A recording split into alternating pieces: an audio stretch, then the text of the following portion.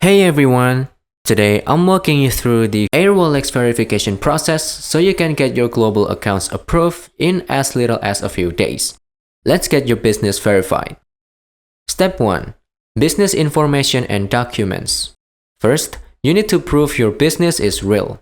You will need to upload your certificate of incorporation or articles of organization. If you're in the US, you must provide your EIN confirmation letter. Crucial tip: make sure the business name on your documents matches your Airwallex profile exactly. Even a missing LLC can cause a delay. Step 2. Ultimate beneficial owners. Airwallex needs to know who really runs the show.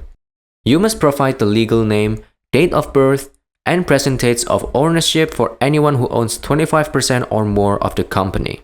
For these individuals, you will need to upload a high-quality photo of their government ID, like passport or driver license. Some regions now require a liveness check, where the owner takes a quick selfie through the app to prove they are a real person.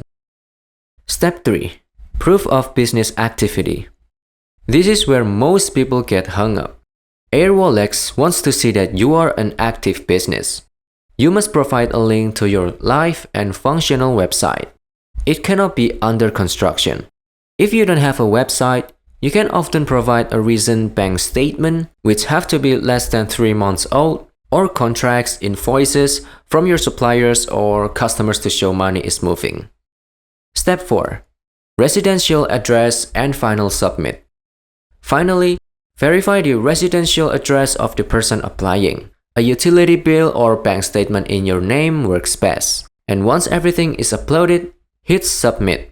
As per now, Airwallex usually completes the initial review within 1 to 3 business days. Keep an eye on your email in case they ask for a letter of authorization if you aren't the primary director. And that's pretty much it. Consistency is key.